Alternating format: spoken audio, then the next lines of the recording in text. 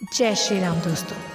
क्या आपने कभी सोचा है कि जिस विभीषण ने अपने ही भाई रावण का साथ छोड़ दिया, उसे पराजित होते देखा और श्री राम के शरणागत बन गए, उनके भीतर भी एक अंतर्द्वंद था। क्या वो केवल धर्म का पालन कर रहा था या उसके भीतर कोई ऐसा बोझ था जो आज तक किसी को नहीं पता चला।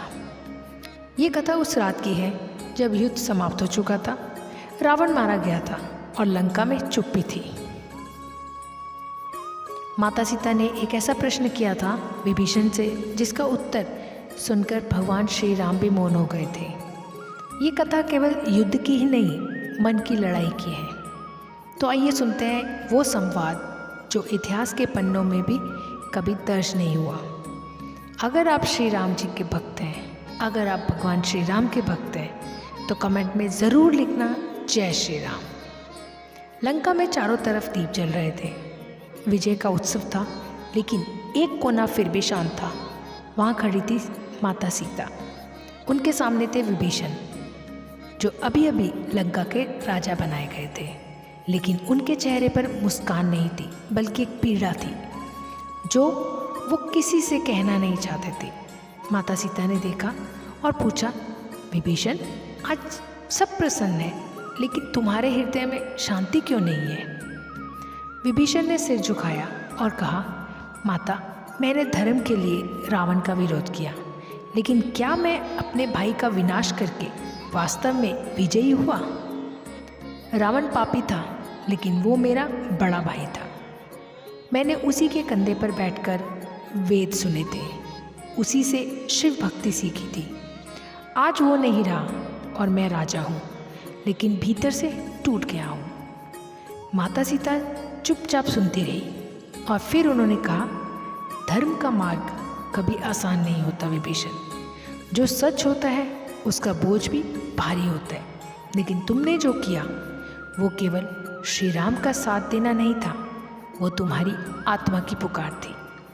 क्या तुम जानते हो, रावण के भीतर भी कहीं एक साधक था, लेकिन वो अपने अहंकार में डूब गया।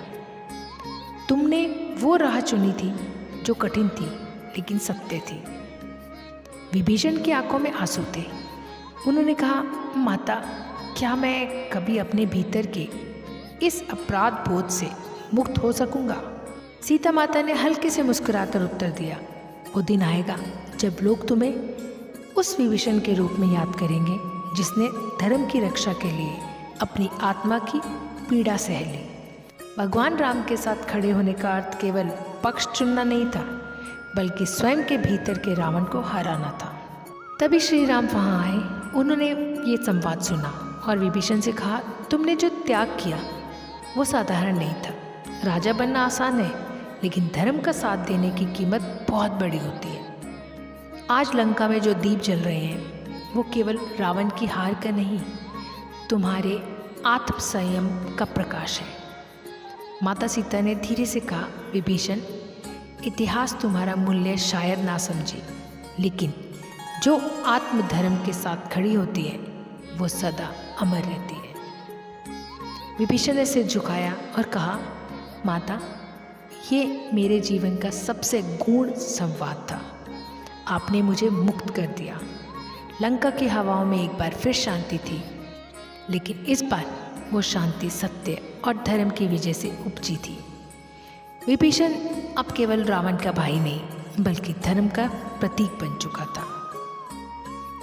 दोस्तों, ये था वो गुप्त संवाद जो विभीषण और माता सीता के बीच हुआ था। एक ऐसा सत्य है जो आज तक कथा में छिपा रह गया।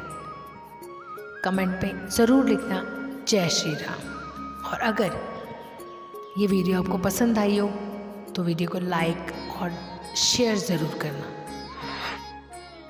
और हमारे चैनल को सब्सक्राइब करना ना भूलें।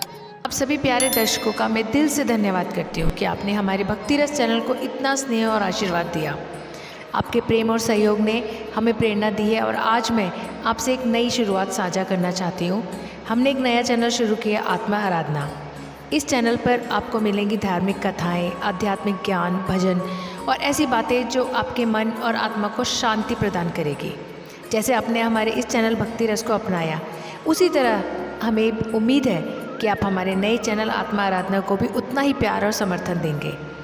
तो कृपया आज ही उस चैनल को आत्मा आराधना को सब्सक्राइब करें और इस आध्यात्मिक यात्रा में हमारे साथ जुड़ें। आपका साथ ही हमारी सबसे बड़ी शक्ति है। जय श्री राम, जय बजरंगबली।